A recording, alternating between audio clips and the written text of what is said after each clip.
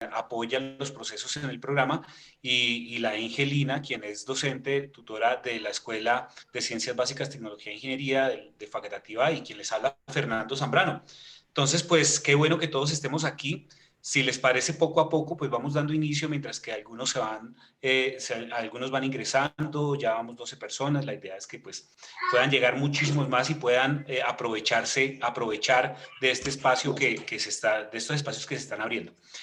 Voy a cederle la palabra a la Inge Patricia, pues para que nos cuente un poquitico cuál va a ser la dinámica de este taller, que me parece interesantísimo cómo está estructurado, amigos míos. Saquémosle el mayor de los provechos, ¿vale? El mayor de los provechos.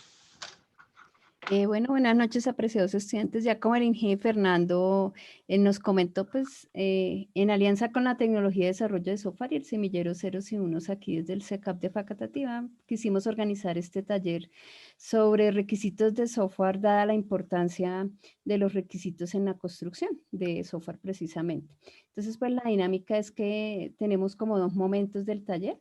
La primera parte consiste en unos conceptos básicos que les vamos a compartir aquí el grupo de docentes que se encuentra en sala, y luego vamos a hacer una práctica de un caso particular que el ingeniero Javier luego nos contará. Listo, mi profe Fer. Vale, mi profe, entonces, Inge, si les parece, arrancamos, entramos en materia, ¿les parece?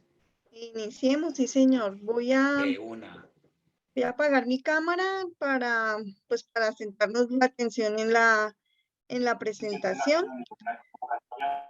Entonces, pues, como ya han dicho mis compañeros, el taller es sobre requisitos de software. Entonces, la primera parte es una introducción, conceptos básicos muy generales sobre la ingeniería de requisitos. Luego viene el ingeniero Fernando Zambrano con seguridad desde los requisitos de software. Luego viene la ingeniera Patricia con los procesos de ingeniería de requisitos. Luego el ingeniero Javier con técnicas de recolección de requisitos.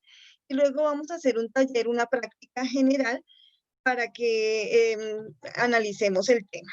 Bueno, entonces arranquemos y pues lo primero que tengo pues es esta imagen en la que siempre analizar los requisitos de software atendiendo las solicitudes tanto desde el usuario, el empresario, el analista, el programador, pues son diferentes perspectivas y diferentes requisitos que tiene cada una de las personas. Generalmente cuando una empresa quiere, quiere contratar a un ingeniero de requisitos o a un analista, una persona que, que tome la rienda de la situación, pues siempre se ven diferentes puntos de vista. Entonces, en esta imagen vemos un columpio con la solicitud del usuario. En la primera imagen vemos un columpio colgado de una ramita.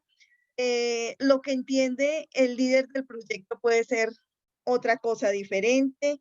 El diseño del analista de sistemas es otro paso, puede ser algo diferente. El enfoque del programador, teniendo en cuenta ya la información que viene de estas otras tres personas, puede ser algo diferente.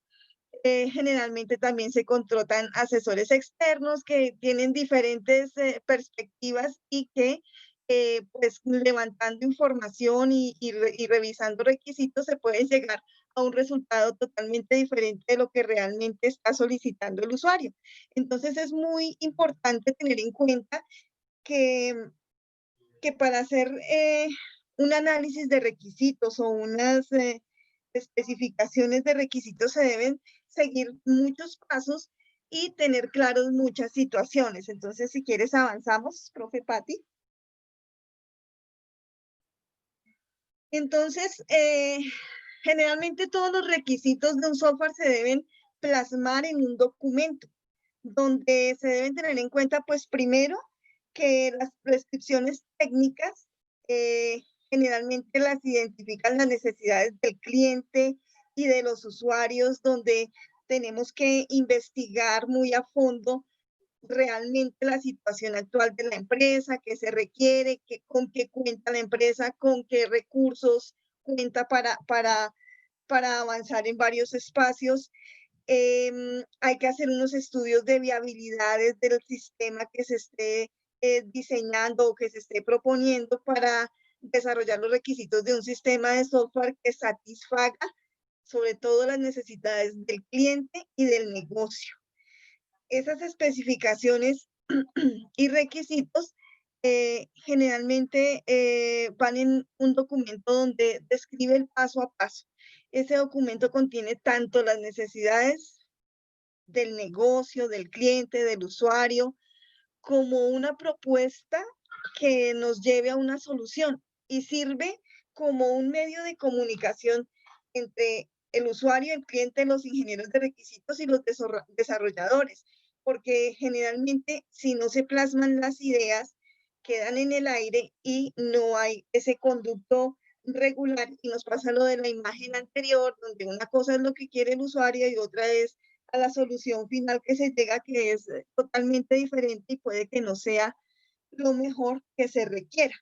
Entonces, por eso esas especificaciones de requisitos también tienen unos pasos y vamos a ver, ingeniera Patti, si me ayudas, porfis, gracias. Esas especificaciones de requisitos tienen la descripción del problema y la descripción de la solución. A esos dos documentos se deben llegar, donde la descripción del problema, primero, pues es el ingeniero de requisitos o la persona que va a analizar esos requisitos debe dominar el tema. O sea, tiene que hacer un glosario de términos, saber de qué le está hablando el empresario, saber qué es realmente lo que quiere, como el primer paso de la descripción del problema. También deben identificar las cosas positivas y las cosas negativas de la situación actual de la empresa. Hacer como un mapa o una identificación de esas cosas buenas que tiene el sistema actual y se pueden recuperar, y dónde están las fallas en la situación actual. También se debe estudiar el modelo del negocio que tiene el cliente, es decir, el modelo actual de la empresa, analizando la competencia, analizando el entorno, analizando los factores internos, los factores externos. También se debe estudiar el entorno tecnológico del cliente, porque tener en cuenta con qué plataformas se van a trabajar, si se puede, si hay la posibilidad económica de cambiar, si se requiere cambiar o si con lo que se tiene se puede hacer algo. Y por supuesto, documentar siempre las necesidades del cliente y del usuario, tratando de implementar un nuevo modelo de negocio o actualizando el modelo que se tiene, mejorando siempre la situación. Entonces, con eso llegamos a la descripción del problema, donde se identifican las necesidades del cliente. Y ahora, para llegar a la descripción de la solución, también debemos tener en cuenta que primero se debe desarrollar la visión general del sistema, es decir, los requisitos generales en cuanto a la parte técnica que se requiera. Documentar los requisitos del sistema, es decir, los requisitos específicos que se requieren para llegar a la solución. Entonces, ya teniendo toda esta información, podemos detectar que hay dos tipos de requisitos. Entonces, profe Patti, gracias. Y los tipos de requisitos se clasifican en funcionales y no funcionales. Los requisitos funcionales son la parte que nos prestan los servicios del sistema, es decir, qué transacciones va a hacer, qué entradas va a tener, qué resultados nos va a dar ese sistema. Y también podemos identificar que no solamente las entradas son las que da el usuario, sino que pueden interactuar en subsistemas dentro del mismo sistema. Todo eso es la parte funcional. Y los requisitos no funcionales, aquí tengo una frasecita que me gustó mucho, no es lo que hace el sistema, sino cómo lo hace. Entonces, qué rendimiento tiene el sistema en cuanto a espacio de las bases de datos, la agilidad de los procesos, qué disponibilidad, qué amigabilidad y sobre todo la parte de seguridad. Esos son parte de los requisitos no funcionales de un sistema. Es decir, el programa puede funcionar sin tener ningún nivel de seguridad, pero eso hace parte de una función muy importante. El programa puede funcionar sin que se tenga en cuenta el rendimiento del software, pero eso hace parte de los requisitos funcionales, no funcionales, perdón, que se deben tener en cuenta cuando se hace un análisis de requerimientos en un proceso, en una empresa. Entonces, el ingeniero Fernando, experto en seguridad, nos va a profundizar en ese tema. Gracias, Inge. Lina, amigos míos, yo quiero quedarme en este momento que voy a estar con ustedes en dos aspectos que son importantes y que de pronto no tenemos presente. Y es que pues el desarrollo indiscutiblemente impacta en el entorno de la seguridad digital dentro de una organización, pues porque es a través de las aplicaciones en donde se están gestando los datos, se están organizando los datos, se están ingresando, se están consultando, se está gestionando la información y pues es a partir del software que se desarrolla que se hace esta tarea. Por tal motivo, el tema que vamos a trabajar desde los requerimientos de seguridad va a ser va a ser tocar un poquitico lo que es la norma ISO 27034 y posteriormente la norma ISO 27001, ¿vale? ¿Por qué las traigo a colación en este momento? Porque resulta que la ISO 27034 es la norma de la familia de las ISO 27000, es la norma que se centra en la parte de seguridad en aplicaciones web, ¿vale? Y que pues que es importante porque las organizaciones que estén desarrollando software deben ser conscientes de la seguridad de la información. Por eso es que es importante que nosotros hablemos de la ISO 27034 y cuando hablemos aún no vamos a tocar el tema de la ISO 27001, pues porque va a ser importante de pronto ver un control puntual que está, un control no sin un dominio o un título del anexo de la norma que apunta directamente al desarrollo de software.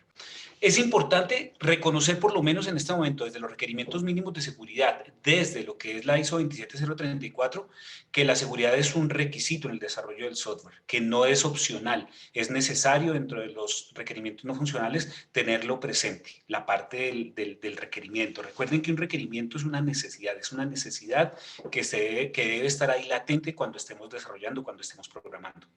Entrar en este momento a hablar desde la parte técnica, qué debo hacer, qué código debo utilizar, qué herramientas debo tener, cuál puede ser la mejor, pues no vamos a tener todo el tiempo para poder hablar de esto, pero sí es necesario que nos quede claro, que nos quede presente que uno de los requisitos mínimos de esta norma es que la seguridad es un requisito.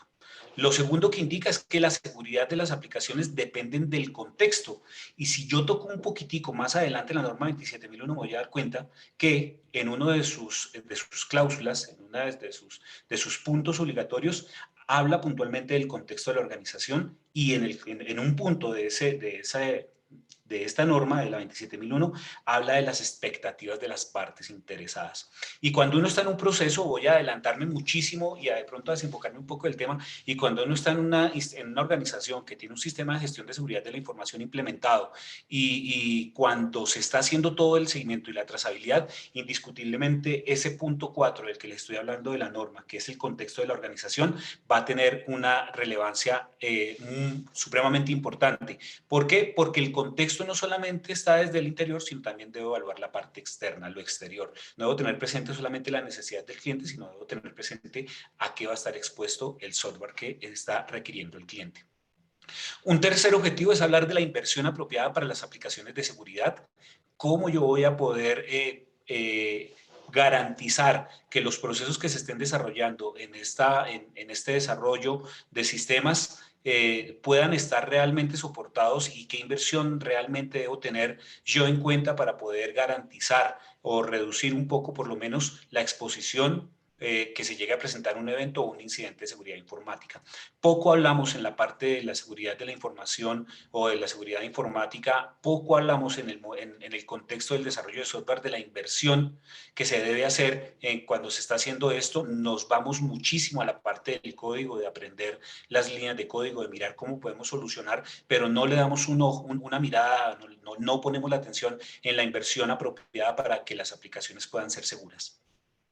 Y un último objetivo es que la seguridad en las aplicaciones debe ser demostrada. No es solamente, y cuando habla de demostrada es que debe ser testeada, debe ser probada en últimas, ¿vale? No es solamente pensar en que mi software es funcional, en que mi software ingresa los datos, los consulta, los modifica, los elimina, los muestra, genera los reportes. No es solamente pensar en que el software gire y funciona esto, sino es importante pensar en que la seguridad de las aplicaciones realmente se está demostrando y que toda esa parte de validaciones que nosotros estamos haciendo al interior del software o en el desarrollo del software más bien, realmente sean funcionales en pro de garantizar las tres dimensiones más importantes de la seguridad de la información, que es la confidencialidad, la integridad y la disponibilidad. Y si ustedes por allá se acuerdan de bases de datos, van a poder asociar algunas de estas con toda la teoría de bases de datos, ¿cierto? No se les olvide, las dimensiones de la seguridad de la información van a girar en torno en la confidencialidad de la información, en la disponibilidad de la información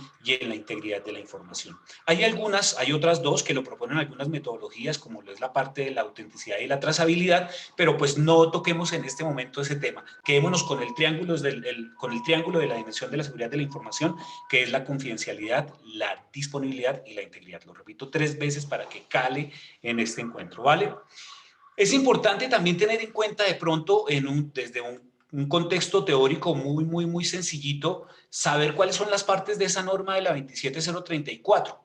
Y tiene aproximadamente 7 partes, las cuales giran en torno a los conceptos generales, giran en torno al marco normativo relacionado con la organización, gira en torno a los procesos de la gestión de la seguridad de la aplicación, gira en torno a la validación de la seguridad de la aplicación, esto ya es en la parte de desarrollo, gira en torno a la estructura de los datos y los protocolos y los controles de seguridad de la aplicación que vamos a tener presentes cuando estemos estructurando los datos de control, gira en torno a una serie de guías de aplicaciones pues que ya son muy específicas para el desarrollo del software, puntualmente enfocándose en la parte de la seguridad, ¿cierto? Y en el manejo de la seguridad de la información. Y creo, si no estoy mal, discúlpenme si me falta alguna, gira en torno a la seguridad de la aplicación, en donde nosotros tenemos que hacer referencia a un marco que nos pueda permitir o que nos pueda brindar esa necesidad de expresar la necesidad, de mostrar la necesidad, para que tengamos un entorno realmente confiable en un proceso de programación, ¿vale? Es para que tengamos eso presente. Dentro de eso, pues indiscutiblemente vamos a tener que hablar de todo el concepto criptográfico, de todo el concepto lógico, del control de acceso, que ya vamos a mirar un poquitico en la norma en donde se refleja, y toda la parte de lo que es la autenticación de usuarios, ¿vale, amigos míos? Miremos ahora sí, desde la ISO 27001, cómo nosotros empezamos a asociar este cuento que yo les estoy hablando de la ISO 27004, ¿vale? Y para eso es preciso que yo les cuente a ustedes, Inge, Patricia, por favor, si se puede bajar un poquitico a esta diapositiva, y es un poquitico mirar esos requerimientos mínimos de seguridad vistos desde un sistema de gestión de seguridad informática, ¿vale? Lo que ustedes ven en la parte izquierda, donde dice el estándar, estamos hablando de esas 10 cláusulas que son desde el punto 4 hasta el punto 10 obligatorios para una organización presentar en un momento de certificación a partir de la norma ISO 27001, ¿vale? Y lo que ustedes ven en el centro, que dice los controles, son ese apoyo que brinda la norma ISO 27001 para poder garantizar toda la parte de análisis, toda la parte de análisis de seguridad y toda la parte de tratamiento a los activos de información dentro de una organización. Puntualmente, si yo miro un poco el punto A14, me voy a dar cuenta que me está hablando de algo que se denomina adquisición, desarrollo y mantenimiento de sistemas. Algo de pronto para que ustedes contextualicen un poco esta norma es que esta norma se divide en tres partes, en el anexo A más bien. ¿Listo? El anexo A de la norma se divide en algo que se definen los dominios o los títulos del anexo A de la norma, en algo que se definen los objetivos de cada uno de sus dominios. Algunos tienen un objetivo, otros tienen dos objetivos. Y posteriormente vamos a mirar los controles que se pueden aplicar para garantizar un entorno de seguridad al interior de una organización, teniendo en cuenta que estamos hablando de un sistema de gestión de seguridad de la información. Pero pues básicamente aquí yo estoy hablando un poquitico es desde los requerimientos mínimos de seguridad y quiero contarles algo que dice ese control A14 que habla de la adquisición y el desarrollo y desarrollo del mantenimiento de sistemas. Cuando ustedes tengan la oportunidad de trabajar esta norma, se van a dar cuenta que muy probablemente les van a decir, póngale cuidado a los debe de la norma, y esos debe se encuentran en los controles, ¿vale? Hay algo que es importante, y es que cuando yo estoy en un proceso de implementación de un sistema de gestión de seguridad de la información, lo que yo les manifestaba desde los estándares o desde las cláusulas que se encuentran del 0 al 10 en la parte izquierda de la pantalla, estamos hablando de que los puntos del 4 al 10 son obligatorios para un proceso de certificación.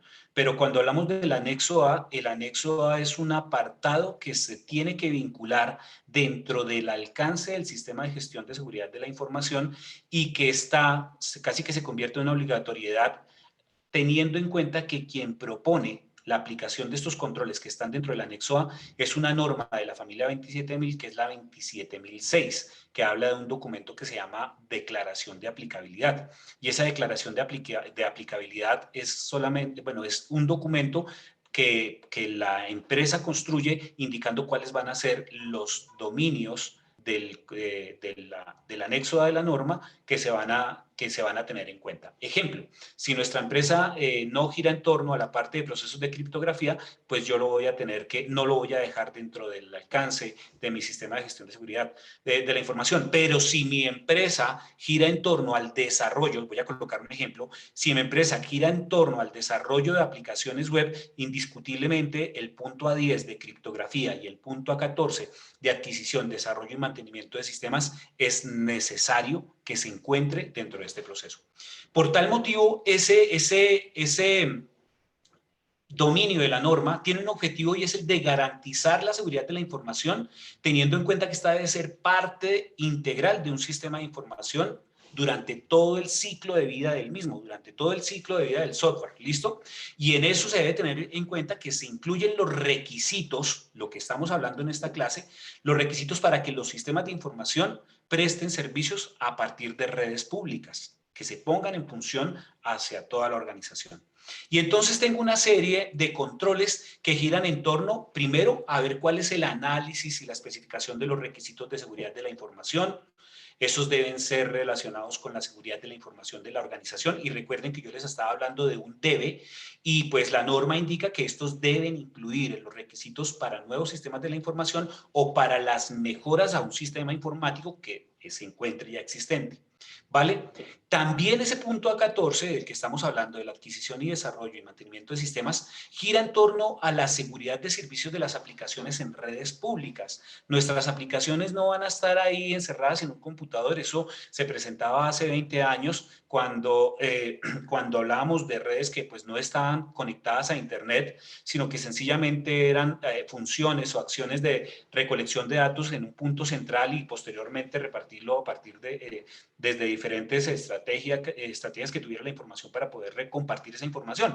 Pero los problemas que se presentaban eran muchísimos: la duplicidad de los datos, entonces la pérdida de los datos, entre otras tantas situaciones que se presentaban de seguridad. Por tal motivo, la norma empieza a tocar que la seguridad de los servicios y las aplicaciones deben empezarse a considerar a partir de cómo se van a manejar en las redes públicas. ¿Listo? Y pues puntualmente, el debe que pone ese punto es el de proteger las actividades que se puedan presentar de forma fraudulenta, ¿listo? A partir de la divulgación o la divulgación de la misma información, también vale la pena manifestarlo, o que se llegara a presentar alguna modificación no autorizada. Ojo con eso, porque también es importante que lo tengamos presente. Y si yo empiezo a hablar desde la seguridad de la información, ¿eso cómo lo podría hacer? Pues existen diferentes técnicas de ataques las cuales me permiten a mí poder llegar a un sistema y poder vulnerarlo de tal forma que pueda acceder o más bien alterar o que se vean afectadas ese triángulo de las dimensiones de la seguridad de la información que yo les hablaba, que era la disponibilidad, la confidencialidad y la integridad. Hay otro punto que es la protección de la transacción de los servicios y las aplicaciones, pero pues no voy a extender en esto y sí les voy a tocar cuáles son los objetivos que están dentro de la norma, pues para que ustedes de pronto los tengan presente. La idea es que nos vayamos hoy con ideas de lo que gira en torno a la norma, y es que ese mismo punto me dice que debo tener en cuenta la seguridad de los procesos en el desarrollo y en el soporte del software, y también me dice que yo tengo que hablar de los datos de ensayo dentro del proceso de desarrollo de software, y un punto, o más bien un control que me está planteando ahí, es que yo debo empezar a mirar toda la parte de la protección de los datos de prueba. ¿Vale, amigos míos? Por último, quiero contarles ya, pues para cerrar, cuáles son esos requisitos mínimos de seguridad que yo debo tener presente en el momento de poner en funcionamiento un software, porque no es solamente el desarrollo del software. Recuerden que también tenemos que mirar el contexto y tenemos que empezar a girar en torno a que deben presentarse un parchado en los sistemas operativos, debe presentarse unos servicios de red seguros a partir de toda la parte de segmentación, si es requerido, a partir de toda la parte de procesos o de uso de autenticación a través de la red. Se debe presentar cultura o capacitación, si lo podemos llamar así, para que utilicemos una complejidad dentro de las contraseñas, que nuestras contraseñas sean seguras, que los niveles de seguridad no sean solamente el de usuario y contraseña, sino que exista un siguiente nivel de seguridad que realmente garantice que la persona que está ingresando ahí es quien debe estar y no es una persona que de pronto esté generando algún acceso o alguna intrusión al sistema que no sea autorizado pues por los administradores del software. También debemos hablar de toda la parte de autenticación cifrada, listo, para la parte de las contraseñas. Cuando estamos hablando de texto plano, el texto plano está prohibido completamente en toda la parte de requerimientos de seguridad. No podemos mandar contraseñas por allá, por ejemplo, en un protocolo HTTP, puesto que eso fácilmente puede ser leído o escuchado más bien por algún software relacionado con toda la parte de sniffing. Tenemos que hablar de la seguridad física, de nada sirve que nosotros, y de la protección del software. Tenemos que hablar de la seguridad física, de nada sirve que nosotros tengamos una super aplicación con todos los requerimientos de seguridad desde el software, pero la seguridad física dentro de las instalaciones locativas no sean las acertadas o no sean las adecuadas. ¿Vale? En este momento estamos tocando pues dos normas que son supremamente importantes. Recuerden la ISO 27034, listo, que gira en torno a todo lo que es la parte de la seguridad en el desarrollo de aplicaciones, y estamos hablando de la ISO 27001, que es la norma que nos permite realizar o tener más bien un sistema de gestión de seguridad de la información al interior de la organización, teniendo en cuenta que, pues, si nuestra empresa es de desarrollo, indiscutiblemente muchos de estos controles, porque recuerden que las cláusulas del 4 al 10 son obligatorias, muchos de estos dominios que nos muestra el anexo de la norma los vamos a tener que cumplir. Para cerrar, el último ejemplo. Si yo estoy en una empresa, soy el líder, el director de una empresa de desarrollo de software que esté relacionado con pasarelas para el pago en Internet o que esté relacionado con facturación, indiscutiblemente debo buscar la certificación ISO 27001, ya que no voy a poder trabajar si no tengo esta certificación. ¿Vale, amigos míos? Este es el espacio de seguridad que queremos compartir con ustedes en este taller de requerimientos, y pues la idea es que ustedes empiecen a escudriñar un poco más acerca de lo que estamos trabajando, ¿vale?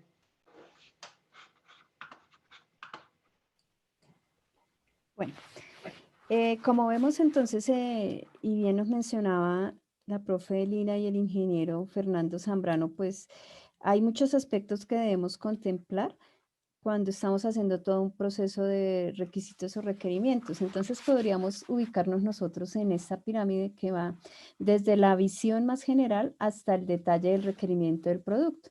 ¿Cuál es la visión general? Lo que nos comentaba hace un momento la ingeniera Lina cuando nos decía, tenemos que ver cuáles son las metas del negocio, cómo el software va a ayudar a la organización de alguna manera a soportar esas metas del negocio, sus objetivos, cuál es el modelo de negocio que ellos tienen, es un modelo 100% digital, también tienen, es un modelo de manufactura y entonces vamos a apoyar algún proceso, etcétera.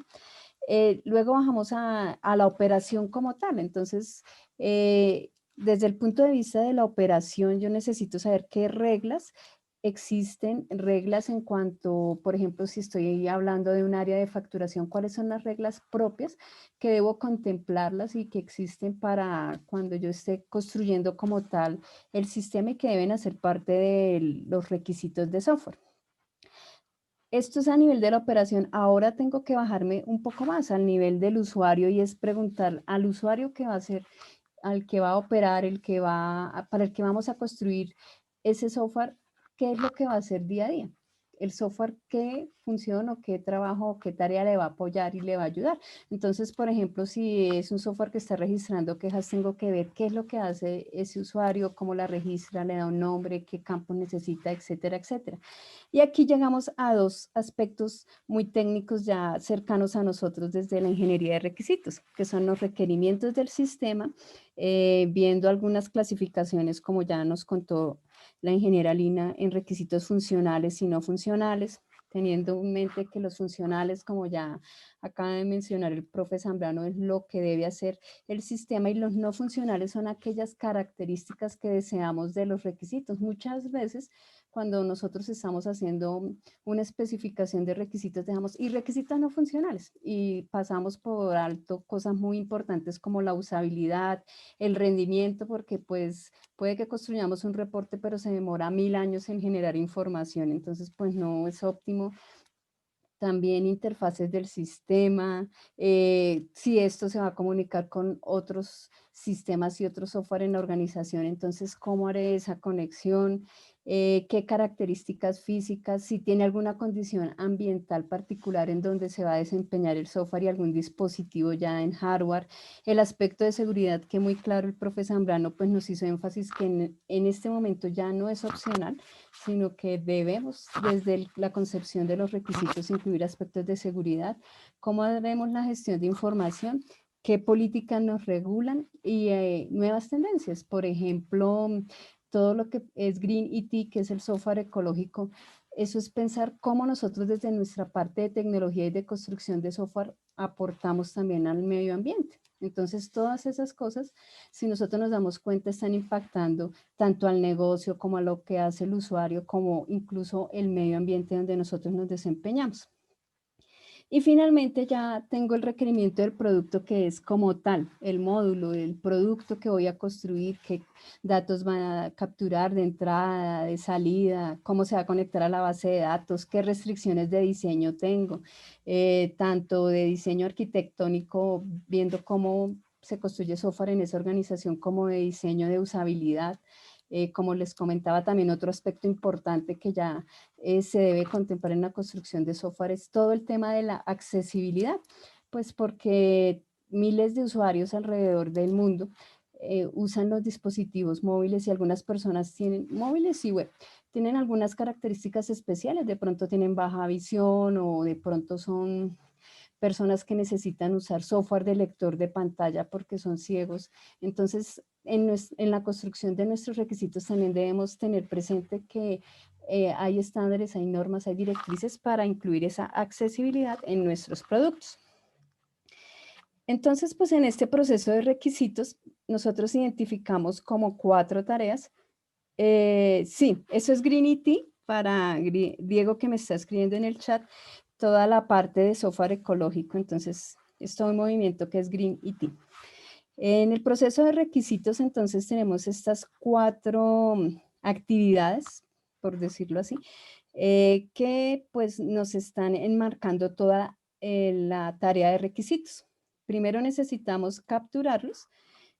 Con eso pues necesito hacer un análisis. El análisis me va a permitir de todo esto que el cliente me está contando, el usuario o quien vaya, para quienes nosotros estemos construyendo, que yo pueda priorizar los requisitos, que los pueda modelar, que los llevemos ya a un documento como tal. Bien puede ser historias de usuario, puede ser casos de uso, etcétera, y que tengamos un proceso de verificación y de validación para saber que esto está correcto. Hoy pues nos vamos a centrar en esta parte de captura. Como les decía, entonces en el proceso de la ingeniería de requisitos tenemos 2 partes, el desarrollo y la administración como tal. El desarrollo pues son esas 4 etapas que acabamos de ver nosotros: recolección, análisis, especificación, verificación y validación. Y también debemos tener una parte de administración de todos los requisitos, porque pues la administración se presenta en todos estos momentos. Pues uno, en cuanto a la captura de requisitos, como tal, cómo los voy a capturar, dónde los voy a almacenar, cómo los voy a identificar, les voy a dar un nombre único, etcétera, etcétera. Los dejaré en un repositorio, cómo los voy a capturar. Hay un formato estándar después. Lo segundo es la traza de esos requisitos, porque en algún momento pues nosotros necesitamos saber si eso que el usuario pidió realmente se convirtió en código. Entonces, para eso nosotros tenemos una trazabilidad que nos permite ver hacia adelante. Bueno, entonces el requisito después se volvió tal clase, la clase la implementé en tal parte de la aplicación, entonces esa traza me va permitiendo ver cómo esto se convirtió en código. Y también pues en el proceso inverso lo podríamos hacer, desde el componente de software como tal, llegar al origen. Bueno, ¿y quién pidió este cambio? Porque puede ser, ¿quién pidió este control nuevo? Entonces podemos hacer el proceso inverso para llegar al requisito y poder decir fulanito lo pidió o tal área lo pidió y hacer una traza. El monitoreo, sobre todo para ver esos requisitos que son rechazados, porque pues puede ser que un requisito no cumpla con los requisitos mínimos de calidad, en cuanto que esté completo, correcto, entonces los tengamos que rechazar o definitivamente no es viable. Y si esos que rechazamos, entonces, ¿qué pasó? Se hizo una segunda versión, ¿qué sucedió? Entonces, para eso es el monitoreo. Y la administración del cambio también para ir almacenando las versiones de los diferentes requisitos. Pues se supone que deberíamos estar almacenando y nosotros deberíamos tener versión 1, versión 2, versión 3, a medida que voy refinando ese proceso con el usuario. Pero pues usualmente lo que hace uno es, bueno, con el mismo requerimiento, sobrescribe. Y para eso sí necesitaríamos un repositorio que nos permitiera.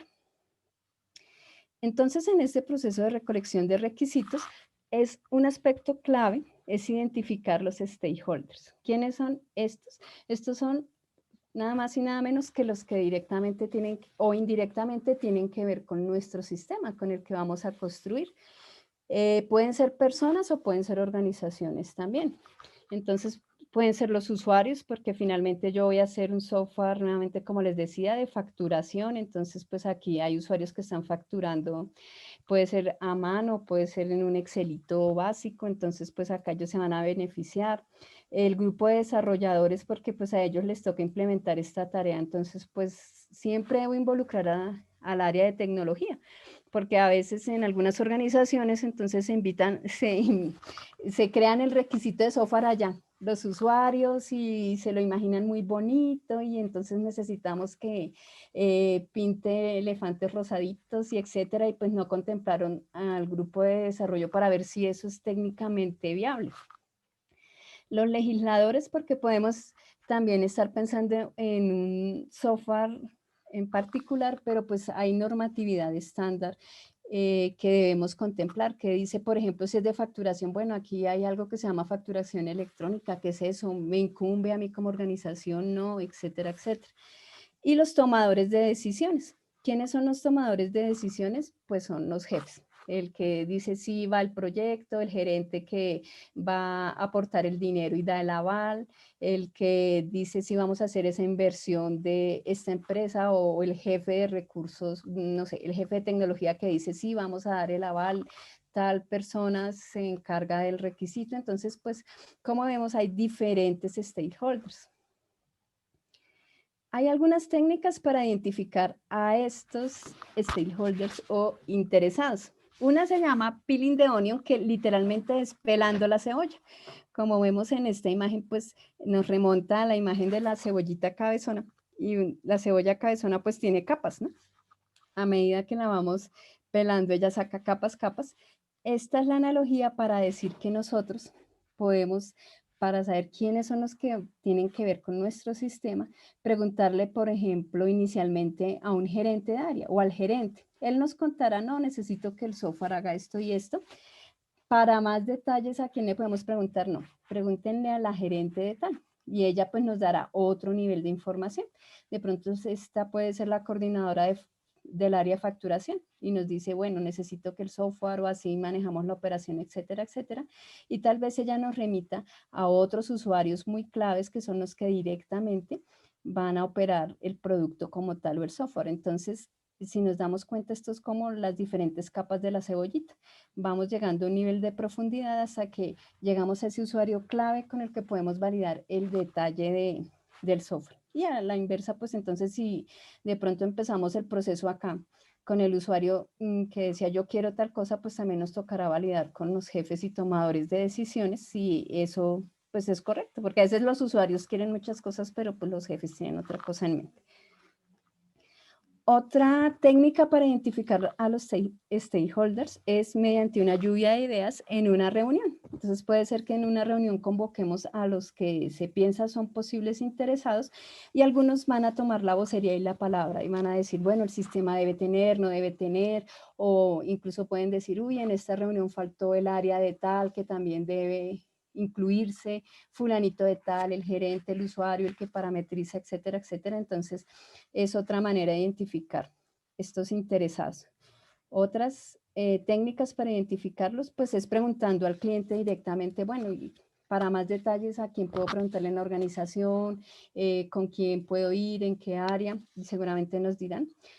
Otra es revisando el organigrama organizacional, entonces pues nosotros sabemos, bueno, si por aquí facturación pertenece a tal área, entonces un área que se llama operaciones, entonces voy a mirar en el organigrama quién más está involucrado. O comparando con proyectos similares. Si nosotros somos, por ejemplo, una empresa de desarrollo de software, puede ser que tengamos 3 o 4 proyectos similares y sepamos que no, en tal organización me tocó hablar con tal, quizás acá debe haber un cargo similar o un rol similar en la organización. Después que tengo estos stakeholders, pues entonces los voy a agrupar. Haré un grupo de los stakeholders y diré, no, aquí están las personas de facturación, el gerente, el coordinador, y puedo determinar el impacto si es fuerte o débil en el proyecto, porque pues hay unos usuarios a los que, digamos, el proyecto les afecta directamente porque les va a cambiar su manera de realizar las actividades, o puede ser que solamente, no sé, de allá necesiten consultar algún reporte, entonces pues no es tanto el impacto que van a recibir a nivel del cambio de sus operaciones, o puede ser también un impacto positivo o negativo, porque esos usuarios pueden estar muy dispuestos con el sistema y decir, uy, qué chévere, sí, o pueden ser usuarios que van a estar en contra. Claro, ya van a construir el sistema, esos que me van a quitar mi trabajito, ahora no les voy a decir nada, cuando vengan esos de requisitos que trajeron, no le voy a contar nada de lo que yo hago, de malas. Entonces hay usuarios así. O usuarios que simplemente no están de acuerdo porque pues tienen, no sé, diferencias entre ellos, entonces, ay, me toca trabajar con el de facturación y yo no quiero ese gerente porque tuvimos otro proyecto, ahora no le voy a colaborar. Esas cosas pasan en la vida real. Necesidades e intereses. Entonces, ya sabiendo de este grupo de stakeholders acá y si, cómo es su impacto, yo puedo decir, bueno, cuáles son sus necesidades, cuáles son sus intereses referente a este software y puedo pensar en estrategias para involucrarlos. Entonces, seguramente si es de un impacto fuerte, pues necesito trabajar arduamente con él los requisitos, pero pues si su impacto no es tan fuerte, puede ser que, no sé, que pues acuerde con él una entrevista puntual para preguntarle algunas cosas. Y hasta aquí tendríamos identificados esos usuarios que de alguna manera son importantes en nuestra organización. Ahora pues vamos a ver una serie de técnicas de recolección de requisitos con el Inge Javier.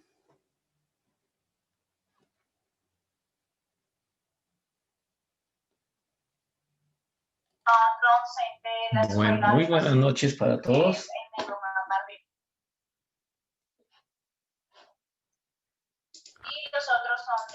Buenas noches, Inge. Ahorita me están silenciando por acá. Bueno, entonces aquí, antes que nada, pues me presento. Mi nombre es Javier. Ya mis compañeros al principio, pues lo mencionaron. Y estamos desde la tecnología en desarrollo de software, desarrollando estos procesos que son importantes en la construcción de productos de software. y tenemos este aspecto que es la recolección de requisitos. Pues sencillamente aquí confluye toda una ciencia que es la ingeniería de requisitos, que precisamente se encarga de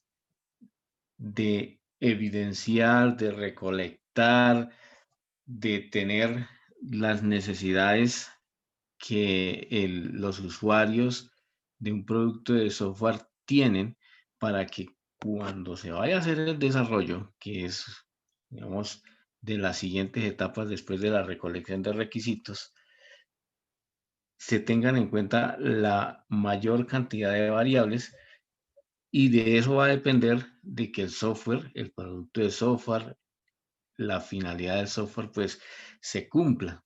Entonces, ya se darán cuenta ustedes de la importancia de este paso, de la recolección de requisitos, porque de otra forma, si no tenemos claridad, los requisitos completos, pues nos va a pasar lo que estaba mostrando la ingeniera Lina, ¿no?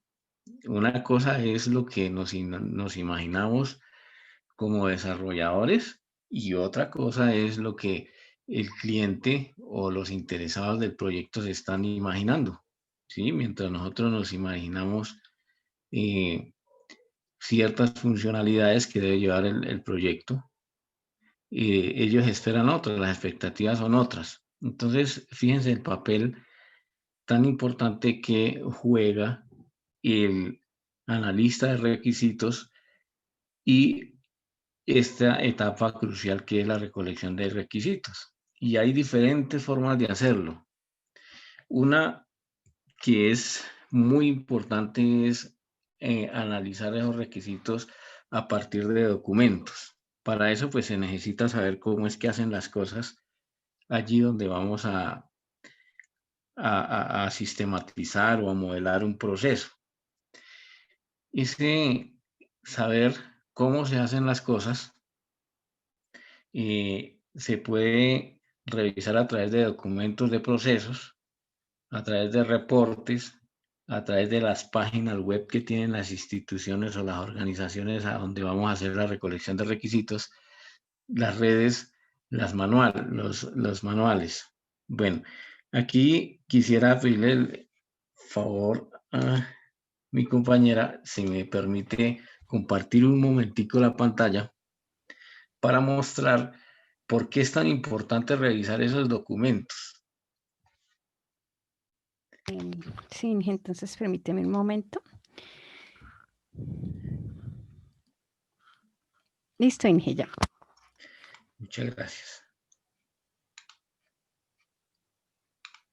Bueno, en este momentico ustedes están viendo y la página de la universidad donde estudiamos y donde trabajamos, la página de la Universidad Nacional Abierta a Distancia y más exactamente en el sistema de gestión de la calidad.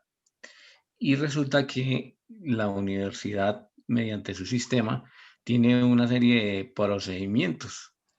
Si nosotros fuéramos a hacer un sistema para la universidad o fuéramos a hacer el levantamiento de requerimientos para algún proceso que realiza la universidad, esta página debería ser de obligatoria consulta antes, inclusive de acercarnos a algún funcionario a preguntar algo, porque aquí están documentados todos los procedimientos. Yo quisiera que miráramos, por ejemplo, uno de ellos cualquiera, que aquí descargué uno que dice de grados.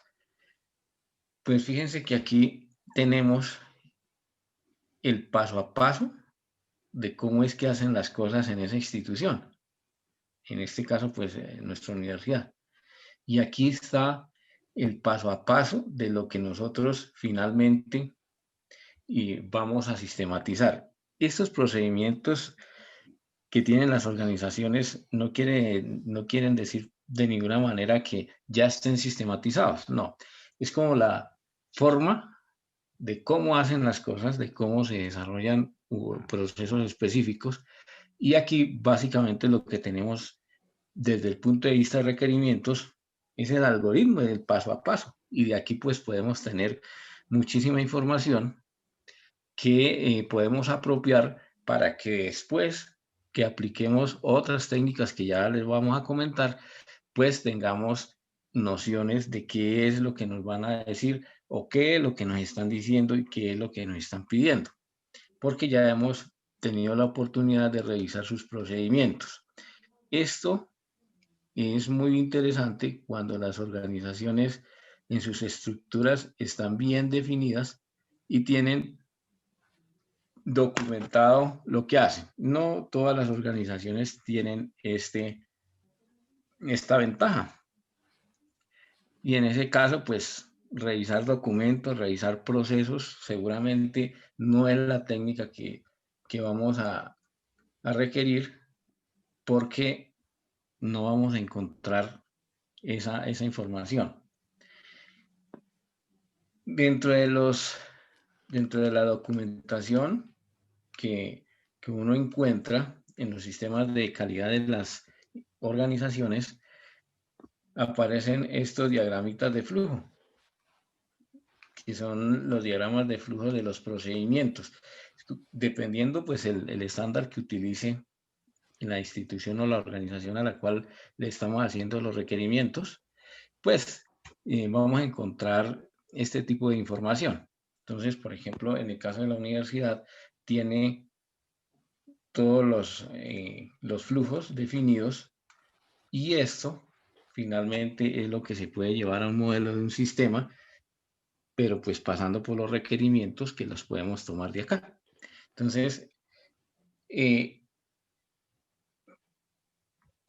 esta es la importancia que tenemos. Bueno, hay otros casos donde definitivamente pues no tenemos esta posibilidad, pero tenemos reportes. Una factura para nosotros funciona como un reporte. Entonces, hay veces cuando estamos aplicando esta técnica de revisión de documentos, una simple factura puede aportarnos mucha información que podemos ir luego contrastando, complementando y llevando a formalizar los requisitos del sistema. ¿Por qué una factura? Bueno, primero porque la factura nos va a dar información de qué son los productos que vende esa organización para la cual vamos a hacer los requerimientos. Ya tenemos una idea. Segundo, si en realidad es una factura, o así como dicen, es una factura o es u otro tipo de documento, y eso que nos aporte. El aporte que nos hace es saber que esa institución digamos, tiene su sistema de facturación definido, y que si está cobrando correctamente el IVA, pues quiere decir que está legalmente constituida, que, bueno, eso nos da pistas sobre la seriedad de la organización para la cual vamos a levantar los requerimientos.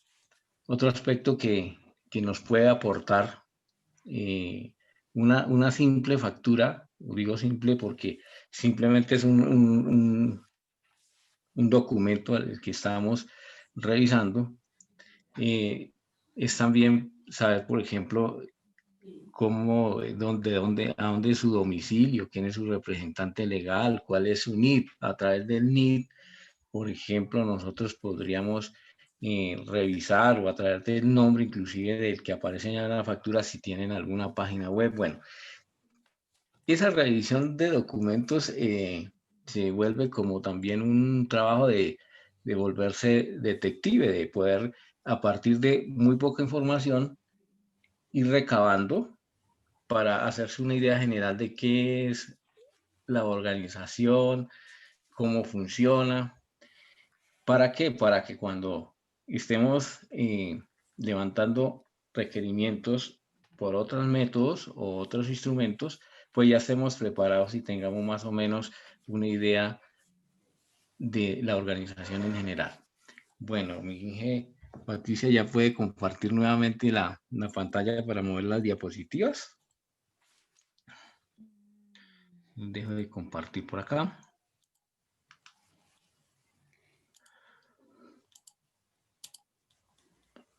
Listo, Ine. Bien, entonces veíamos ahí. Otra forma de recoger requerimientos de modelado de procesos, que como lo veíamos aparecen en los sistemas de gestión de calidad. Ya veíamos un ejemplo real de lo que documenta la universidad donde estudiamos y trabajamos, y precisamente veíamos ese diagrama de flujo. Pueden haber muchas formas de representar el flujo de la información, de representar los modelos de procesos. No siempre uno va a encontrar el diagrama UML que de pronto uno está esperando encontrar, porque eso es lo que ha visto en la universidad o lo ha documentado o se ha documentado, y entonces uno esperaría tener allá el qué diagrama de flujo en metodología UML, pero no. Normalmente encuentra ustedes unos flujos cuyos símbolos muchas veces pueden no coincidir con la simbología universal de los diagramas de flujo que aprende uno, pero aquí viene un tema muy importante, y es de poder interpretar esos flujos como ellos los representan. Entonces, ¿uno de qué se puede valer para poder interpretar? Primero, de los memotécnicos que aparecen al lado de las flechas, o identificando las cajas donde se supone deben haber una serie de procesos, mirando cuáles son las entradas, cuáles son las salidas y el sentido que tienen las flechas. Y eso le ayuda a uno a entender cómo fluye la información, o fluye mejor los datos que posteriormente se convierten en información en la organización que usted que está analizando, para poder establecer los requerimientos. Entonces, el observar los modelados de procesos ayuda muchísimo. Y como uno dice, una imagen vale más que 1000 palabras. Si uno logra encontrar esos modelos, seguramente va a entender muchísimo más fácil el flujo o la organización como tal, que es diferente a que se lo cuente. Pero bueno, cuando no existe ni documentos ni modelados de procesos, entonces tenemos que apoyarnos en el tema de las entrevistas y los cuestionarios. En el tema de las entrevistas hay unas recomendaciones claves. Yo creo que ustedes las han escuchado, y también se parecen mucho a los tips que le proporcionan a uno cuando a una entrevista de trabajo. Bueno, primero, pues que en realidad uno tiene solamente una oportunidad. Puede usted programar muchas más entrevistas, pero la primera es donde uno puede llevarse la idea general de el sistema que quiere construir. Acordémonos que estamos haciendo el levantamiento de requerimientos. Básicamente es preguntar qué es lo que quieren hacer, qué es lo que va a hacer qué es lo que va a hacer el sistema, para qué lo van a construir, cuáles son la funcionalidad que va a tener el sistema. Y entonces, si en el primer encuentro, en la primera entrevista, uno se puede llevar una idea general, así como dice uno en nuestro metalenguaje de desarrollo, se lleva el sistema funcionando en la cabeza, pues digamos que eso es un buen indicio de que ha sido la entrevista un éxito. Si no se lleva uno esa idea general, pues en realidad o le hicieron falta preguntas claves, o preguntó de pronto aspectos que eran irrelevantes, y no se logró llevar idealizado de qué es lo que quieren en el sistema. También es bueno preparar en las entrevistas algunas preguntas claves. Sin embargo, esas preguntas son para hilar la entrevista, para guiarse, para tener puntos de referencia, pero lo que siempre sucede es que no las puede hacer ni en secuencia, sino depende cómo se vaya desarrollando la entrevista, y a medida que le van dando respuestas, pues uno se genera otras dudas que debe ir haciendo, pero finalmente la entrevista no es, no es un cuestionario.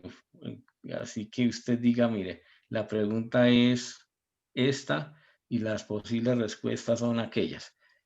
Y una vez me responde, entonces paso a la segunda y, y le digo cuál es la pregunta, unas opciones de respuesta, y usted me responde cuál de esas opciones de respuesta es la que cree, y paso a la siguiente. No, la entrevista tiene precisamente esa particularidad, que es un diálogo que va surgiendo a medida que se van haciendo las preguntas, y de esas preguntas se desprenden otras. ¿Qué es la diferencia de los cuestionarios? Normalmente, pues, en estos tiempos de pandemia y pues la nueva realidad, los cuestionarios se hacen a través de medios electrónicos. ¿Y qué pasa en los cuestionarios? Una pregunta, unos distractores, y la posibilidad que tiene los interesados, o a quien uno dirige la encuesta o el cuestionario, es cerrada. Y uno lo hace así porque finalmente de alguna manera tiene que tabular esta información, y de esa información tabulada tomar algunas decisiones. Pero digamos que esos cuestionarios, a no ser que usted lo utilice porque ya tiene alguna idea muy madura de lo que va a ser el sistema, y lo que está haciendo es corroborando a ciertos aspectos, los cuestionarios son claves ahí. Pero si estamos entendiendo el sistema hasta ahora, en lo posible, uno puede acudir a las entrevistas. Bueno, hay otros tipos de recolección de requisitos, y algunos requieren habilidades comunicativas más que otros. Por ejemplo, cuando está uno revisando documentos, ahí lo que requiere es una habilidad de lectura bastante interesante, y poder extractar allí los elementos y las variables que requiere para su proyecto. Cuando ya hablamos de entrevista, entonces ya tenemos que tener otra serie de habilidades, ya las comunicativas, porque requerimos generar esa empatía con el entrevistado. ¿Para qué? Para que se rompa ese hielo, y pues el entrevistado nos dé la mayor información. Sí, allí pues se encuentran diferentes personalidades, diferentes tipos de personas, y entonces muchas veces a las preguntas los participantes contestan sí, no, son monosílabos. Entonces uno debe tener esa habilidad de ir generando la empatía para ir sacando esa información. Como hay casos en que usted lo que debe hacer es tratar de cortar, porque si no, no puede avanzar en su tema, porque el entrevistado da demasiada información, y entonces con una pregunta y se le van 2 horas y no pudo avanzar en los otros temas que tenía pendientes. Entonces, ahí es otro tipo de habilidades las que va uno desarrollando. Y venimos a que son los talleres. Y aquí se requieren tanto de las habilidades comunicativas como de poder también escribir, porque aquí la interacción surge y se da y se desarrolla a través de una serie de actividades donde los entrevistados, donde los interesados van a ir desarrollando. Entonces, hay diferentes estrategias allí que lo que hacen es buscar que el grupo se dinamice y de alguna manera poder ir recopilando esa serie de requisitos. En todas las técnicas de recolección de datos hay un factor común que le suele suceder a uno, y es que siempre va a haber alguna resistencia de las personas que están involucradas en el proyecto, porque de todas maneras se siente el temor de que al sistematizar ciertos procesos, pues las personas queden sin, o de pronto no sin empleo, sino que sufran alguna modificación de su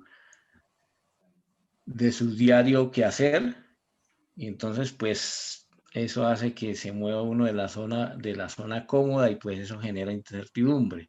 Y pues obviamente también existe siempre la resistencia al cambio, y pues la incertidumbre de si, bueno, si se va a sistematizar estos procesos, luego qué voy a hacer, y si no tengo que hacer, qué va a pasar conmigo.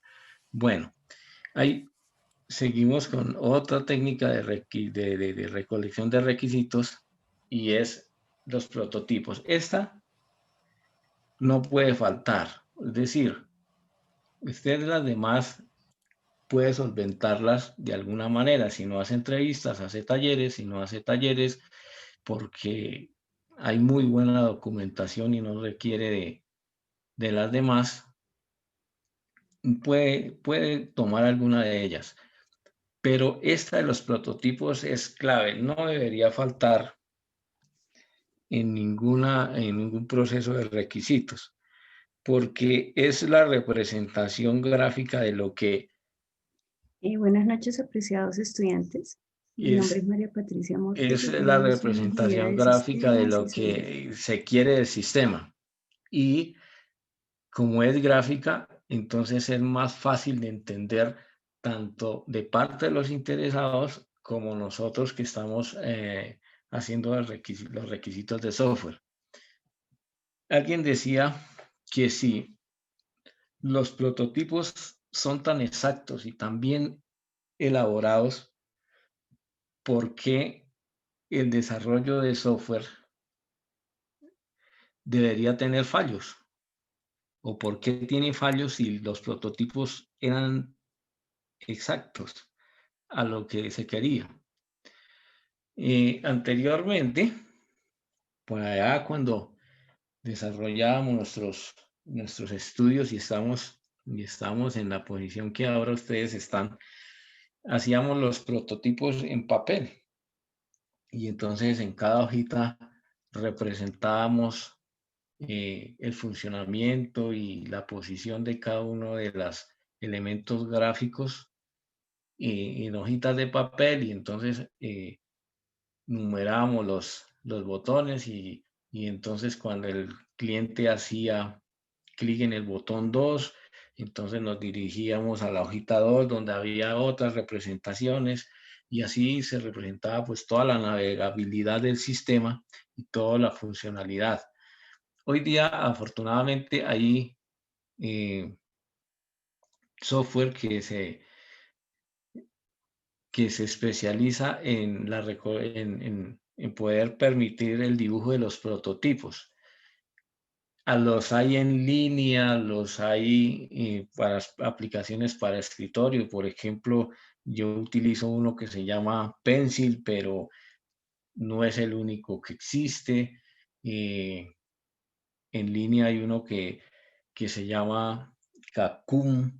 Hay inclusive en el mismo PowerPoint ya se encuentran las las figuras prediseñadas para ir dibujando los prototipos. Independiente como usted lo haga, lo importante es hacerse entender qué es lo que quiere el usuario y qué es lo que yo me estoy imaginando que quiere el usuario. Y eso les va a permitir encontrar un consenso porque posteriormente lo que se acuerde, eso es lo que va a quedar diseñado. Entonces, claro, si al finalizar el diseño de nuestro software tiene fallos y nos devolvemos a mirar, pero ¿qué pasó? Pues si los prototipos decían una cosa y resultó otra, pues tuvo que haber un fallo en la recolección de esos requisitos a través de los prototipos. Bueno.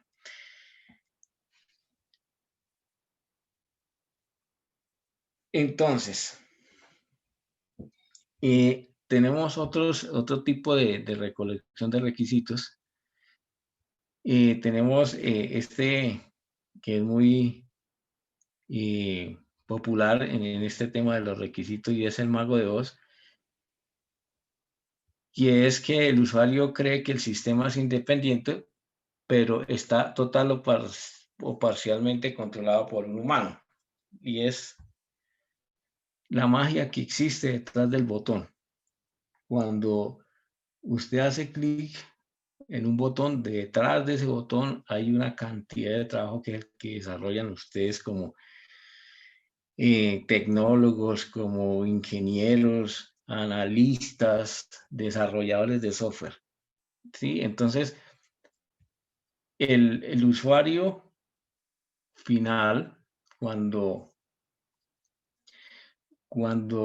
se imagina una funcionalidad, simplemente se limita a qué existe, a qué puede hacer ese botón. Pero bueno, es una técnica de recolección porque despedirle a un usuario final qué se imagina que hay detrás de ese botón, cuál es la funcionalidad de ese botón, nos va a ayudar a especificar qué es lo que requiere. Bueno, hay otra que es también muy válida, muy importante, y es observar qué hacen las personas. La observación directa.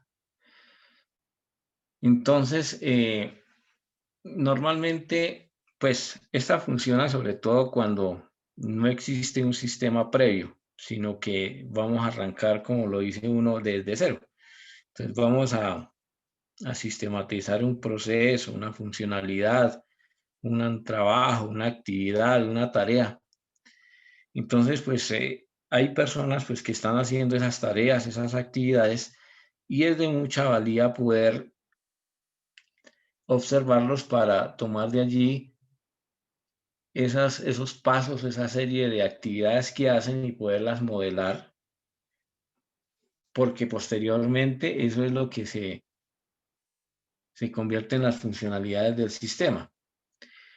Esa observación directa es importante hacerla de una manera muy discreta, es decir, de manera que no interfiera con el diario quehacer de esa persona, no lo altere, porque ¿qué sucede? Cuando las personas nos sentimos observados, tratamos de cambiar ciertos procedimientos o para que nos rinda más o para que nos rinda menos, para tratar de confundir o para tratar de entorpecer de eso. Todo eso se puede encontrar una persona que trabaja con los requerimientos de datos, con los requerimientos del sistema, perdón.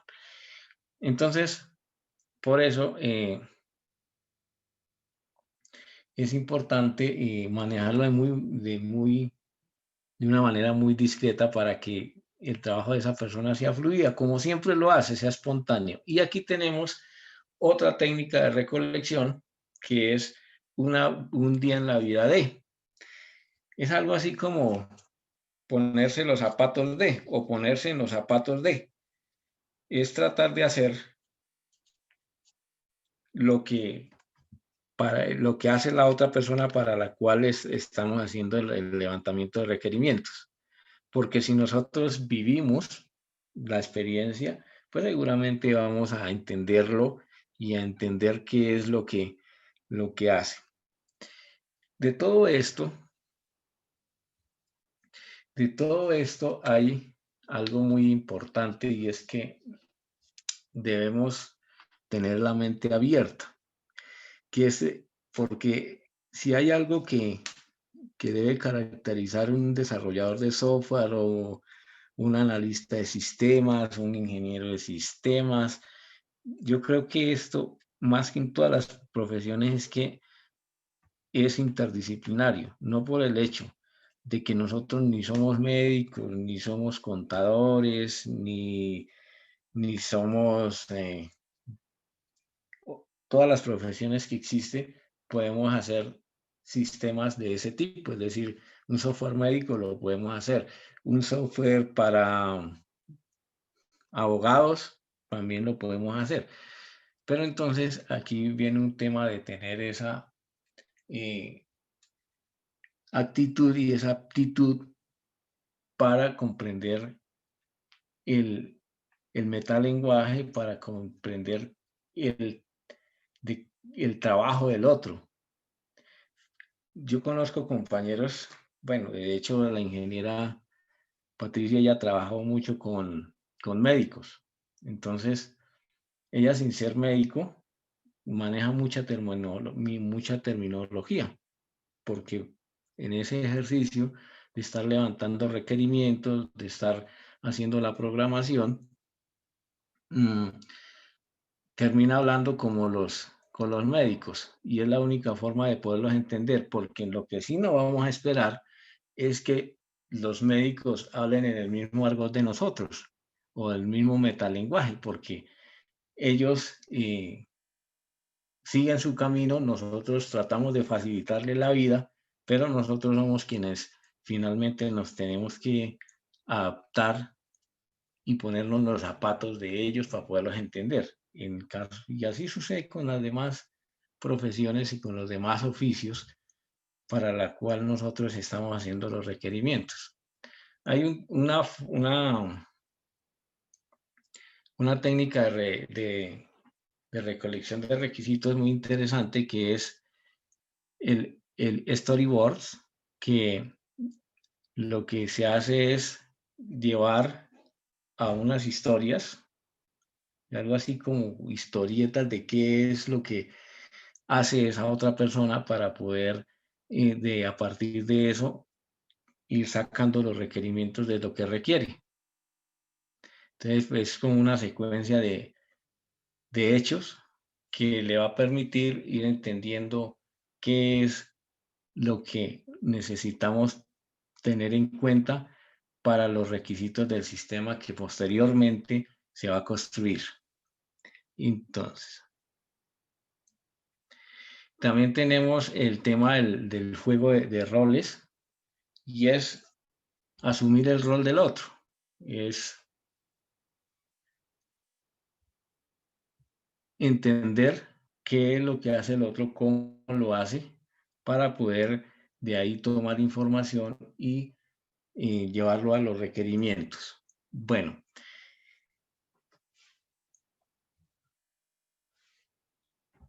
hay muchas técnicas que uno puede utilizar para ir escribiendo esos requerimientos. ¿Que cuál es más importante o cuál es más usada? No, eso va a depender mucho de la forma como uno tome apuntes. Entonces, si se le facilitan los mapas mentales, pues use mapas mentales. Si se le facilita los mapas conceptuales, puede utilizar los mapas conceptuales. Si quiere combinarlos, también los puede combinar. También, pues, puedo grabar audio y video. aquí una recomendación es siempre que vayan a grabar video y siempre que vayan a grabar audio hay que contar con la autorización de las personas, porque sobre todo hay organizaciones que manejan información muy delicada y pues obviamente ellos van a estar en contra de las grabaciones para proteger pues sus secretos industriales, para proteger su información que puede ser de vital importancia para evitar que la competencia pues haga lo mismo o de pronto lo haga mejor. Bueno, hay una serie de restricciones que se generan cuando hay ese tipo de grabaciones. Entonces, o también proteger la identidad de las personas. Así que siempre hay que pedir permiso si se quiere. Bueno, resumiendo entonces, para la recolección de requisitos, uno de los primeros pasos, ya lo comentaba la ingeniera, es la identificación de los interesados. En temas de recolección, pues como veíamos, existe el análisis documental, las entrevistas, los prototipos. Ahí parar para decir, siempre hagan prototipos, porque de esa manera no nos pasa como la imagen que mostraba la ingeniera Lina.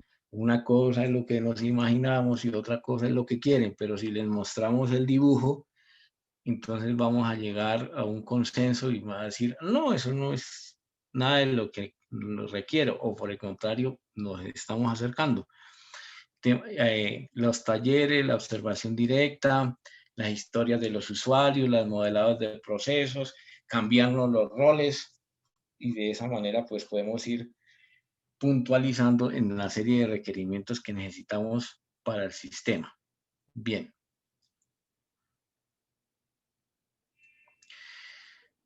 En el tema de los requerimientos, hay una serie de palabras que no nos favorecen.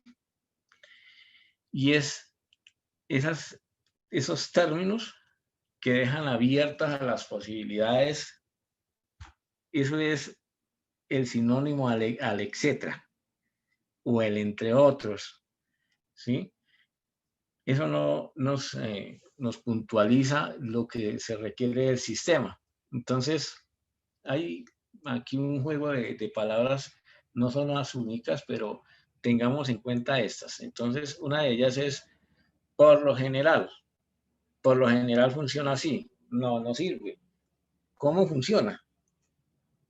Entonces, nos dicen, no, es que por lo general nosotros lo que hacemos es tomar los pedidos por teléfono. O sea, toman los pedidos por teléfono siempre, o existen otras formas de hacerlo. Listo, si nos dicen por lo general, entonces, bueno, entonces los toman por teléfono y de qué otra forma lo hacen. Pero no podemos dejar en el aire el por lo general, porque entonces en el tema de los requisitos seguramente nos estamos obviando cosas importantes, como que también hacían los pedidos por correo electrónico y nosotros no dejamos una interfaz para eso en el sistema. Pues nos dijeron que por lo general era por teléfono y el resto de formas de hacerlo, ¿dónde quedan? Eso es lo mismo que decir a menudo. En el término, cuando estamos haciendo el levantamiento de requisitos o estamos mostrando una aplicación, no deberíamos utilizar el término de uso fácil, porque es que lo que es fácil para nosotros puede ser terriblemente complicado para otras personas. Esta disciplina nos enseña ahí sí como el nombre del semillero, en blanco y negro o unos y ceros. Entonces, decir, por ejemplo, que una aplicación es flexible, o sea, ¿qué es flexible en una aplicación? ¿no? Que tenga diferentes opciones para hacer diferentes cosas. Bueno, pues entonces lo que tiene son diferentes opciones, pero flexible. O sea, más allá de las funciones que usted programa en su sistema, no puede tener otras, a no ser que sea un sistema inteligente o un sistema que se adapte a las necesidades que no estaban previstas. Entonces, bueno, básicamente aquí lo que queremos decir es, tenemos que ser puntuales. O es o no es, porque así como nosotros seamos en el tema de requerimientos, así va a quedar el sistema. Y entonces, si hay algo que no está totalmente definido en el sistema, el resultado final va a ser que no está totalmente definido y el usuario que va a utilizarlo va a encontrar funcionalidades que le sirven, pero que no, que le faltó otras tantas.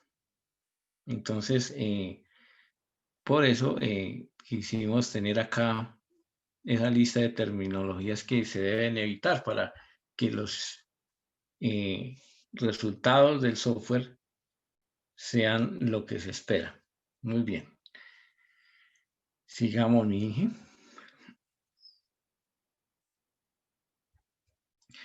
Bueno, entonces aquí tenemos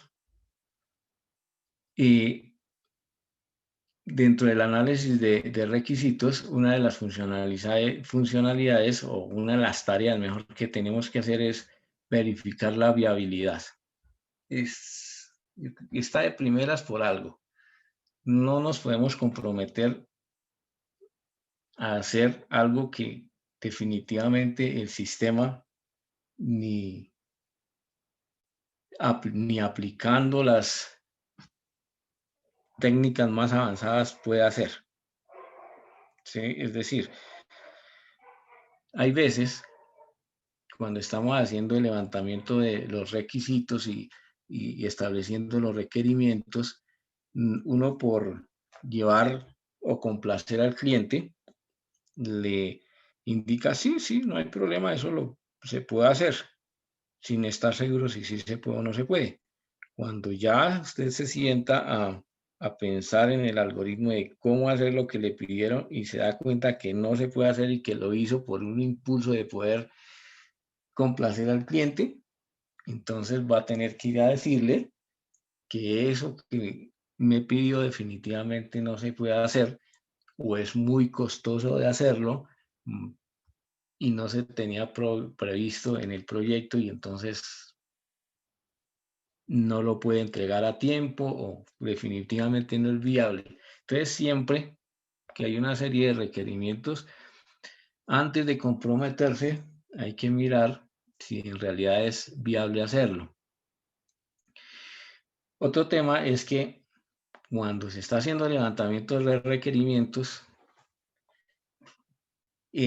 normalmente el equipo interesado y los usuarios, bueno, en general el equipo de interesados, digamos, su lema es aproveche que estamos en esto para que de una vez quede que esto, que lo...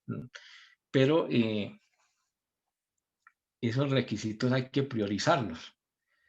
Entonces, tendrán más prioridad pues aquellos que son inherentes al modelo de negocio, ¿sí? Si su negocio es la venta de galletas para mascotas y esa venta de galletas para mascotas la hace la hace en línea, pues para usted sus requerimientos primordiales es revisar, bueno, ¿cómo es que voy a hacer esa venta en línea? Pero no será un requisito indispensable, por ejemplo, un requisito indispensable, por ejemplo, las ventas en la tienda física, porque si su core de negocio inicialmente que tiene que atender son las ventas en línea. Si esa sucursal tiene parte física, un local como tal, pero si a usted le están diciendo que tiene que montar es la venta en línea, a eso se debe concentrar. Bueno, hay que también comprender los riesgos y hay que arriesgarse, pero controladamente. Entonces, ¿qué es? Medir a qué es que me comprometo.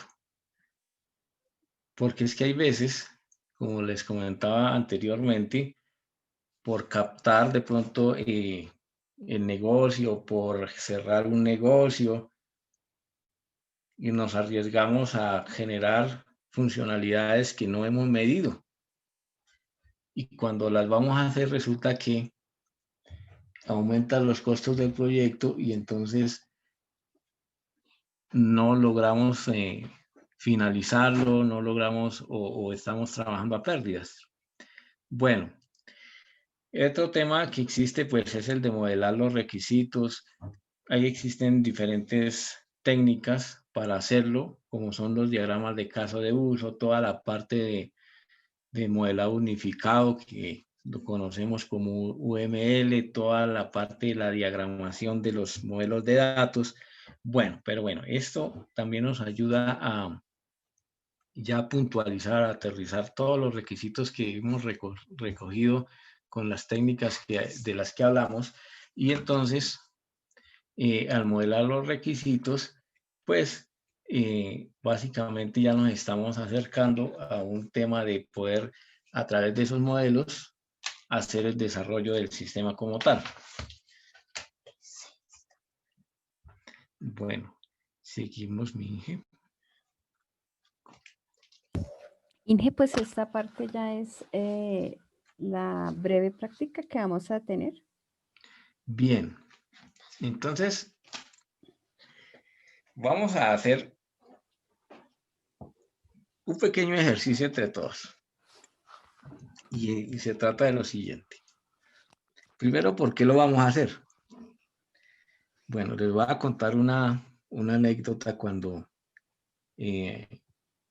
trabajaba con el tema de los requerimientos y trabajaba con haciendo pues la especificación de los sistemas. Yo trabajaba para una empresa de software precisamente. Y entonces resulta que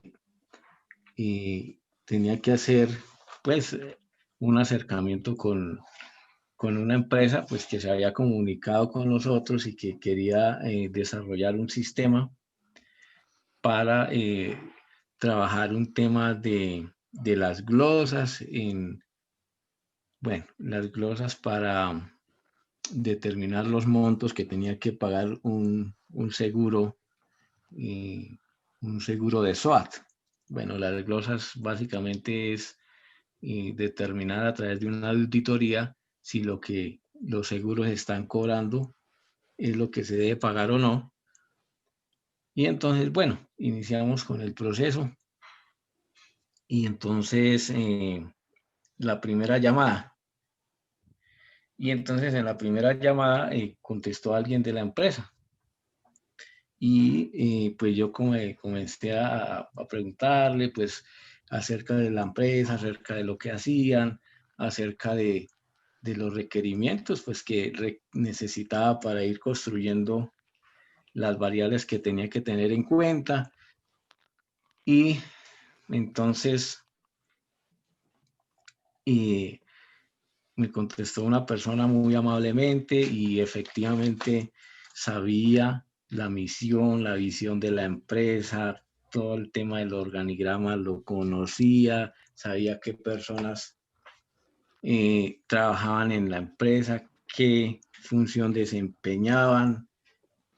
Y entonces, después de estar dialogando unos 45 minutos, ya viene uno al tema de, bueno, entonces tomemos decisiones. Y le pregunto,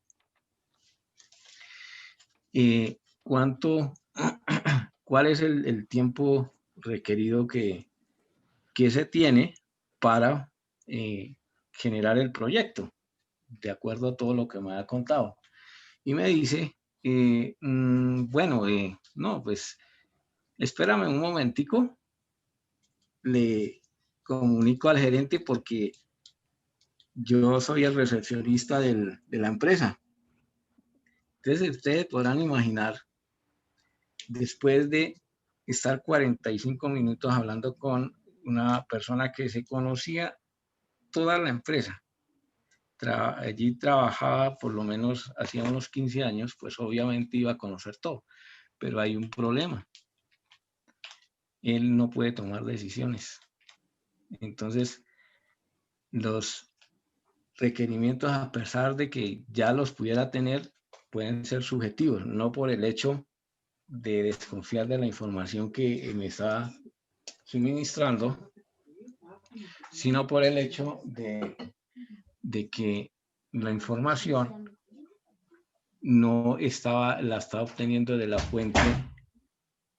fuente que la debería tener. Entonces ese es un tema muy importante y por eso ahora que la ingeniera Patricia hablaba, identificar los stakeholders. Ese es el primer paso, siempre que se vaya a trabajar con requerimientos, identificar quiénes son las personas con las que usted está hablando y qué decisiones pueden tomar. Ese es eso. En esta diapositiva, yo creo que esta diapositiva, todas son importantes, pero esta es clave. Identificar los personajes. El tema es que identificar las personas, cuando usted llega a una empresa, sobre todo una empresa que sea bastante grande y tenga una estructura de organización compleja, pues usted no sabe, no sabe a quién preguntarle. Pues tiene que comenzar por hablar con alguien, pero no sabe con quién. Entonces, a medida que uno va hablando con las personas, debe ir identificándolas. Y ese es el ejercicio que vamos a hacer en este momento. Resulta, nosotros 4 vamos a ser parte de una organización, de una empresa. ¿Quiénes son los 4? Entonces, vamos a prender la cámara. La ingeniera Patricia, que ya prendió su cámara. El ingeniero Luis Fernando. Y la ingeniera Lina. Y mi persona. Todos 4 vamos a estar trabajando en una empresa que se dedica a la distribución de galletitas para mascotas. Listo. Como se dan cuenta, todos estamos vestidos de manera informal, es decir, y todos ocupamos un cargo en esta compañía de venta de galletitas para mascotas. Entonces, y hay 4 cargos diferentes, cada uno vamos a desempeñar un rol diferente. El reto que queremos que ustedes asuman y que descubran es cuáles son los cargos que que desempeñamos cada quien, pero ¿cómo lo vamos a hacer? A través de preguntas. Entonces,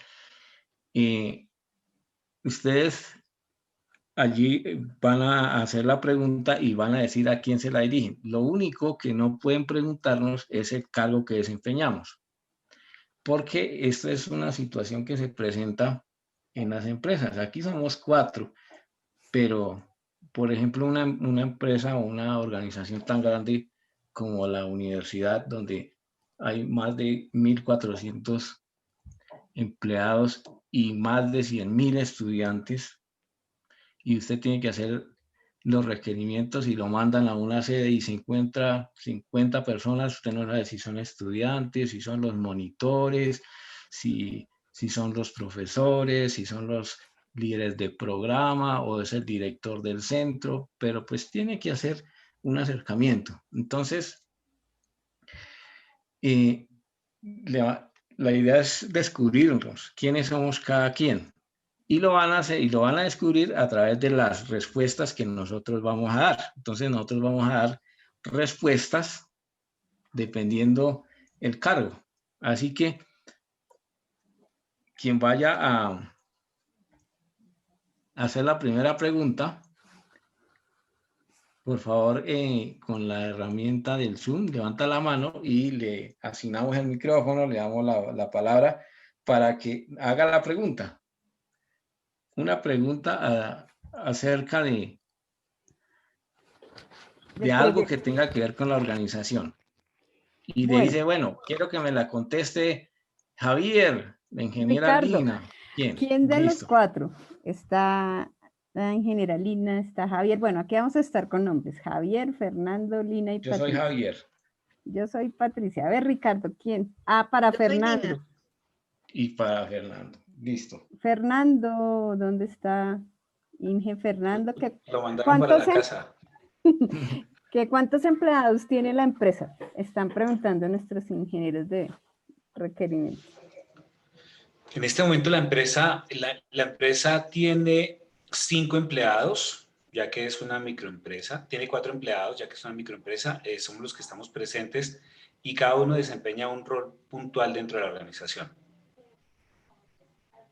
Bueno, Ricardo, con esa respuesta, ¿quién cree que es Luis Fernando o qué puesto ocupa Luis Fernando en la empresa? O si quieren hacer otra pregunta, ¿alguien más? O si no es preguntar? suficiente, otra pregunta, claro. Que vean que les sirve. Más preguntas, listo, escríbanlas o pueden activar el micrófono y nos pregunten, porque nosotros estamos interesados en que ustedes nos desarrollen la solución de nuestra tienda virtual de venta de galletitas de mascotas. Nos dijeron que el grupo Unadista era el mejor. Hola, hola.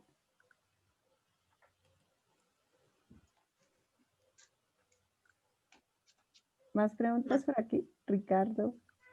¿Alguien más? Diego.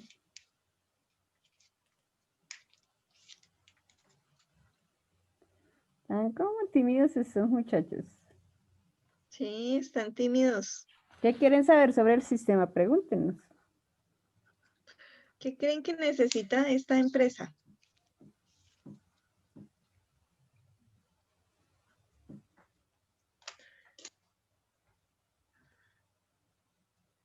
O por ejemplo, ya que está Ricardo, si a ti te contratáramos para... Ah, listo. Las ventas se realizan con por medio de plataformas o en locales físicos. Diego, ¿y a quién le haces la pregunta? Y por acá Luis Felipe, ¿qué datos se recibe del usuario? Diego, ¿cualquiera puede responder la pregunta? Para el Inge Javier, que si las ventas se realizan con plataformas o en locales físicos.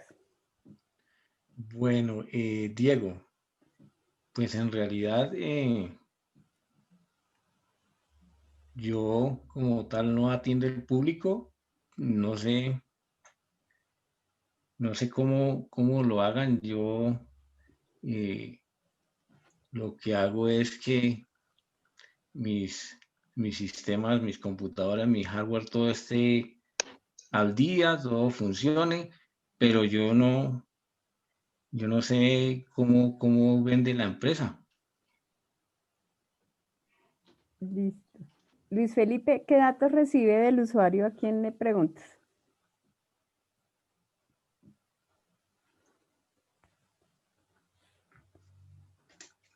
¿Quién quieres que te responda? O alguien que nos diga aquí con Luis Felipe.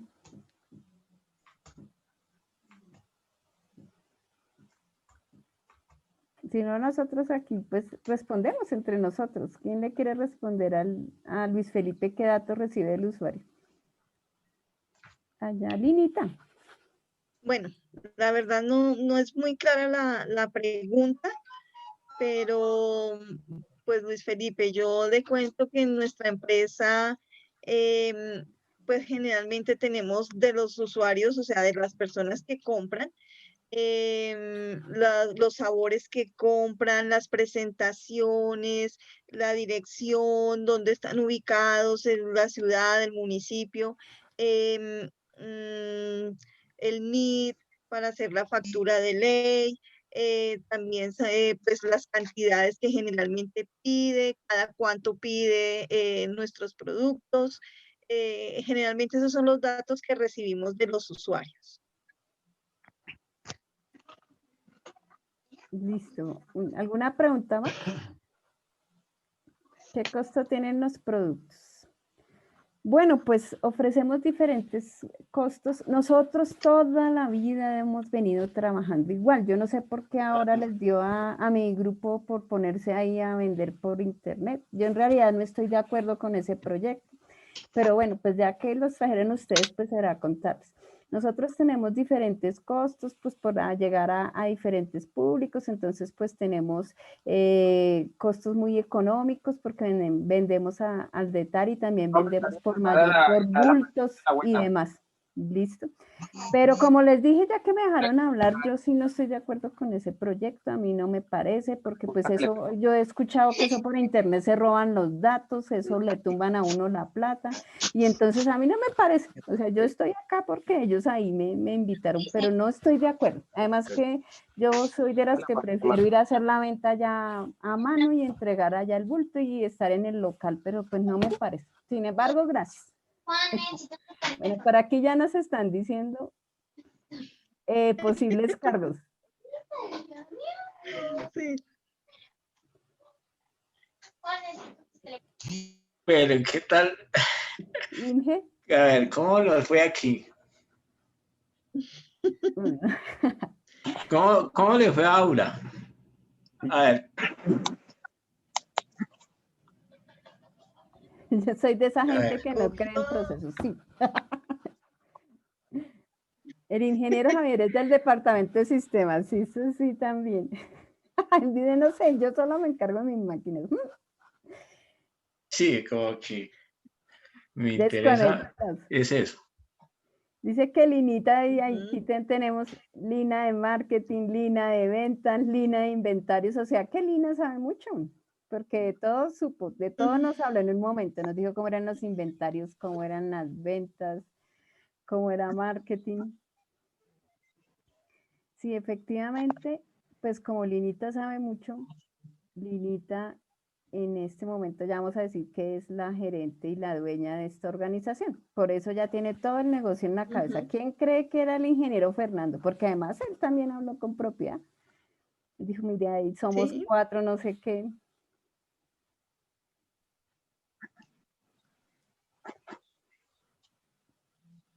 Lo que pasa es que al ingeniero Fernando no le hicieron la pregunta que era.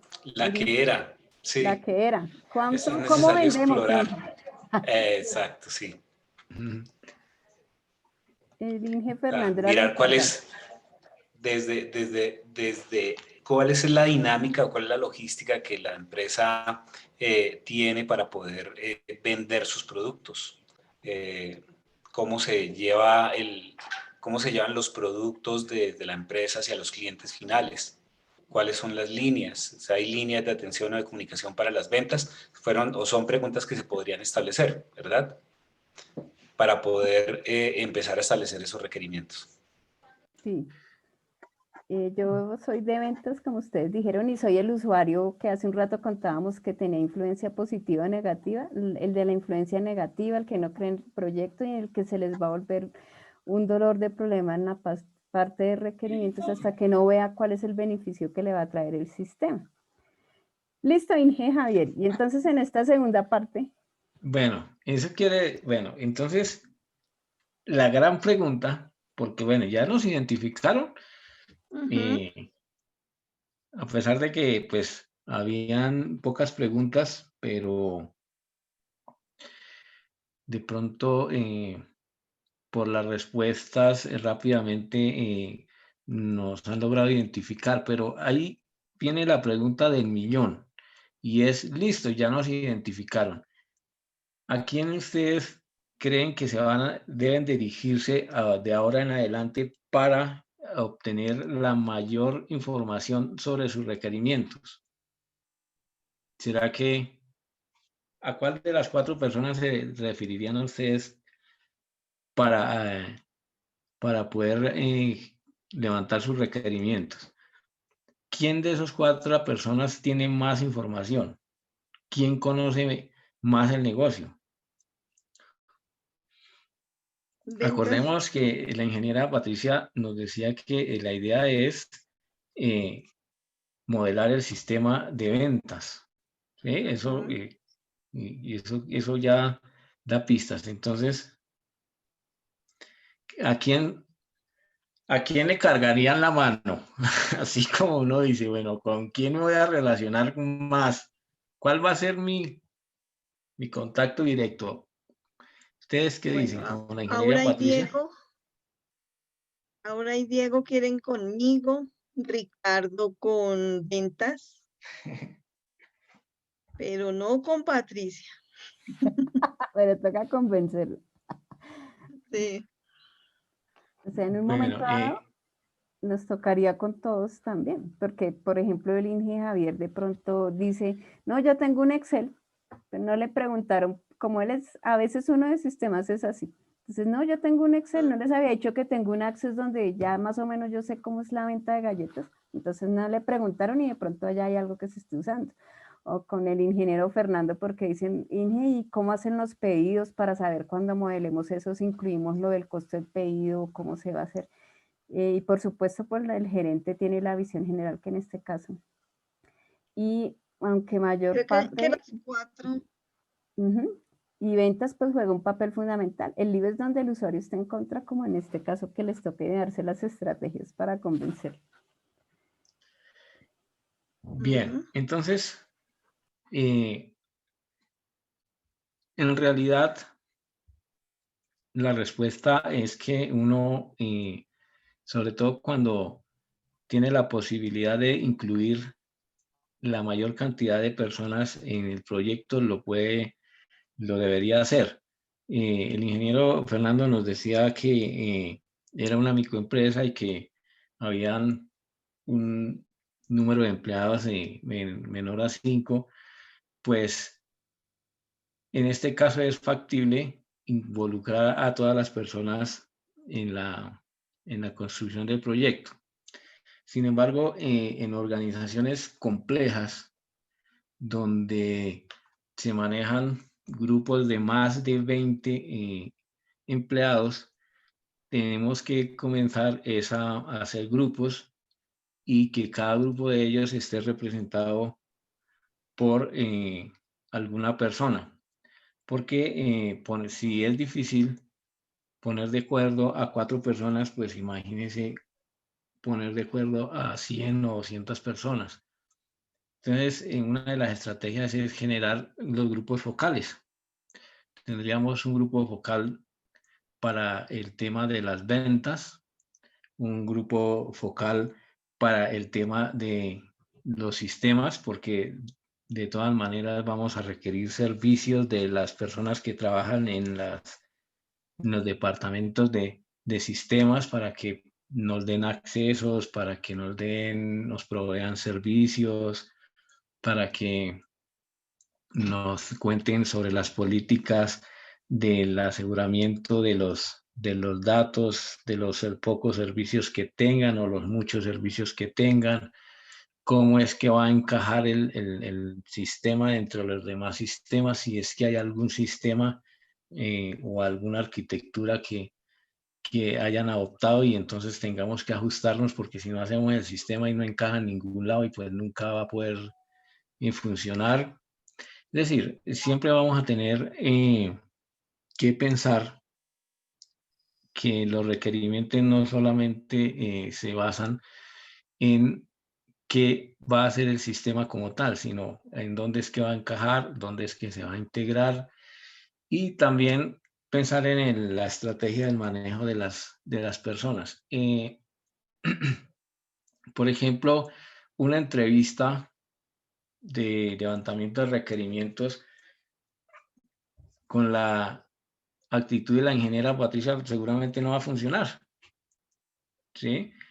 ahí habrá que generar otro tipo de estrategias, como por ejemplo un taller donde todos participen de la misma manera y ella se vea incentivada por la actitud de sus compañeros a poder colaborar en la resolución de ese taller. Normalmente a lo mejor habrá que hacerlo en grupo y de esa manera pues poder persuadir a las personas que siempre vamos a encontrar en las organizaciones que son reacias al cambio, que tienen algunos prejuicios, algunas malas experiencias o malas influencias, y se nos va a dificultar un poco el trabajo.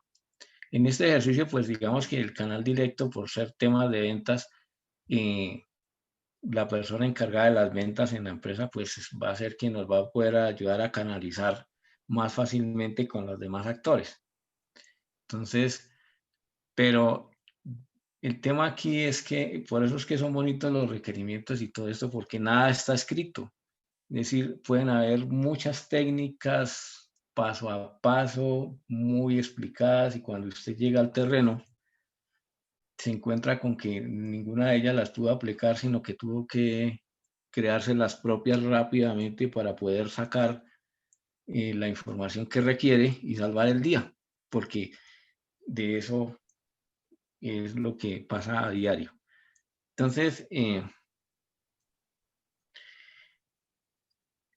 ya tenemos el tiempo al límite, entonces la conclusión de todo esto, de este ejercicio, queremos que ustedes se lleven en la mente, y es que el primer paso que se debe dar para trabajar con requerimientos y hacer un buen ejercicio de requerimientos es generar empatía con las personas con las que tiene que interactuar, y genera empatía en la medida que usted las identifica, las conoce y conoce también cuál es el negocio, cuál es el tipo de organización con el que va a trabajar. Ya después de que usted hace eso y entran en confianza, decide cuál es la mejor forma de llegar a las personas para poder hacer su levantamiento de requerimientos, cuál es la técnica que mejor se acomoda a las personalidades que predominan en la empresa o en la organización donde usted va a hacer sus requerimientos. Después de que tenga identificada la mejor herramienta, usted ya va a hablar en el lenguaje que ellos hablan, se va a volver uno más de la organización, y esa empatía pues va a permitir generar todos los detalles que necesita para que su sistema posteriormente funcione como se lo sueñan los interesados.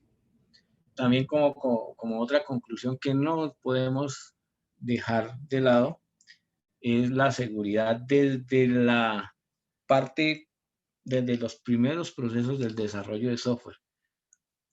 Desde los requerimientos, inclusive ya estar pensando en el tema de seguridad. Y si los pensamos desde ahí, imagínense cómo serán los demás pasos en el desarrollo, en la implementación, en el retiro de un sistema. Ahí en todos los pasos debe estar presente el tema de la seguridad de la información, y por eso la participación del ingeniero Luis Fernando haciendo conciencia de que eso no puede faltar en ninguno de los procesos del desarrollo de software, porque estamos jugando con la información de las personas, ni siquiera la de uno mismo, sino de terceros, de los usuarios, y es información sensible, son datos sensibles.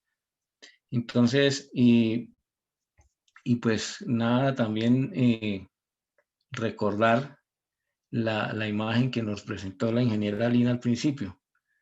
Una cosa es lo que piensa el usuario y otra cosa es lo que piensan los desarrolladores. Eso no tiene que pasar. Una forma de solucionarlo son los prototipos, los dibujos. Es un lenguaje universal porque seguramente si la ingeniera Lina, cuando estaba haciendo el desarrollo de sus requisitos, ella hubiera mostrado esa imagen como su prototipo, pues los interesados se hubieran dado cuenta, no, eso no es lo que quiero. Entonces, pues hay un punto de convergencia que nos lo facilitan las gráficas. Bueno, no me resta más de mi parte agradecerles a todos los compañeros, a los estudiantes que nos permitieron compartir este rato agradable. Nos gusta hacerlo, nos encanta, es nuestro sabor de la vida. Entonces, muchas gracias también por la oportunidad al semillero. Gracias, ingeniero Luis Fernando, a la ingeniera Patricia por la iniciativa, ingeniera Lina, compañeros que están en la web, muchísimas gracias. Y pues les cedo a usted la palabra para que se despidan de nuestros compañeros.